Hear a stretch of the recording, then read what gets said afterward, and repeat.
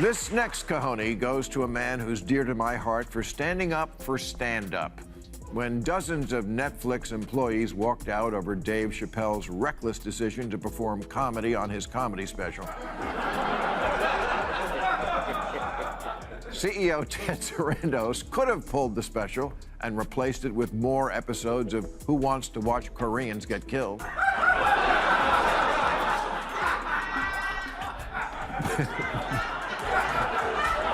But instead, he reminded his Netflix employees that comedy exists to push boundaries and told them if you'd find it hard to support our content breadth, Netflix may not be the best place for you.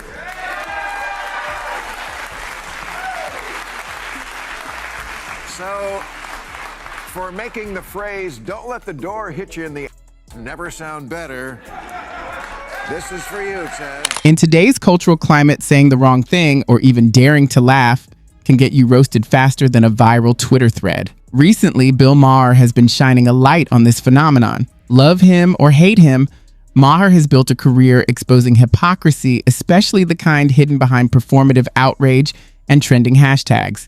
This time, his targets include self-appointed moral police, Twitter mobs, Hollywood's woke elite, and college students who treat being easily offended as a badge of honor. Things get especially interesting when Maher points out Hollywood's empty pushback, the constant moral signaling, and the endless cancel culture witch hunts. Rather than just rant, he decided to take action by starting an award show.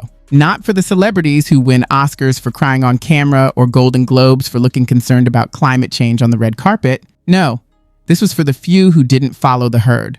Those who refused to apologize, bow down, or delete their tweets just to stay relevant. What's the point of the evening? How do we take a stand against cancel culture? And I suggested, since we were mostly all in show business, that we start an award show to honor the brave people who have fought back.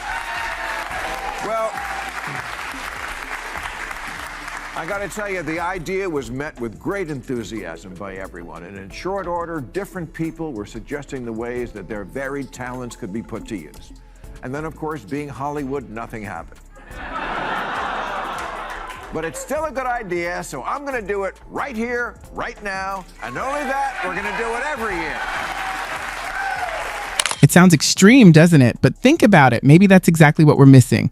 True courage, genuine backbone, not the kind that earns applause at a Vanity Fair after party, but the kind that makes people take notice and respect you. Take J.K. Rowling as an example. She inspired a generation to read, built a billion-dollar empire, sold millions of books, and ignited a cultural movement. And now, she's public enemy number one to the woke mob. Why? Because she suggested that being a woman might mean more than just makeup and pronouns. It's shocking, isn't it? The same fans who grew up loving Harry Potter suddenly turned on her, labeling her a bigot, calling for her books to be destroyed, and attempting to erase her legacy. In today's climate, it's like a modern-day witch trial, except the torches are replaced by think pieces and viral hashtags. No getting around the fact that what was on the mind of the liberals that night in Brentwood, or wherever we may have been, was that the most powerful witch hunters now were coming from Twitter, the Ivy League, and the progressive left. J.K. Rowling used to be a villain to the right because she wrote books about witchcraft. Now she's a villain to the left because she has the crazy belief that there's more to being a woman than pronouns and lipstick. Rowling isn't alone. In Silicon Valley, Elon Musk was once celebrated as a visionary, the innovator who would save the world with electric cars and rockets. But the moment he said something that didn't align with the progressive script, he became a target. The same goes for Joe Rogan. Once the edgy, trend-setting podcaster that progressives adored, he was suddenly labeled a dangerous purveyor of misinformation simply for asking controversial questions. Even Bill Maher, a longtime liberal provocateur, is now seen as disruptive by the very audience that once cheered him on. Is there a pattern here? Absolutely. Loyalty in cancel culture is conditional. Step out of line and you're out. It doesn't matter what you've accomplished, your intentions, or the people you've helped. One misstep, and it's as if you never existed. Maher's commentary highlights this trend, and now is the time to celebrate those who show true courage. Among the first to receive recognition is Martha Pollack, president of Cornell University. Anyone observing college campuses lately will note that many have become overly cautious spaces. almost adult daycare centers. Students now demand trigger warnings before lectures, turning the very institutions meant to broaden minds into zones deemed too dangerous for debate or discomfort. This award goes to the president of my alma mater, Cornell University, Martha Pollack.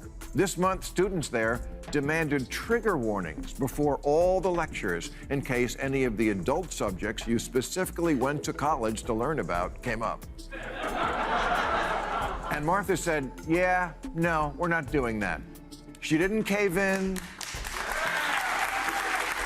or hire a new dean of sensitivity. She just said, no, college is for introducing you to new ideas, not for kissing your ass and making you feel wonderful and always right. Think about that.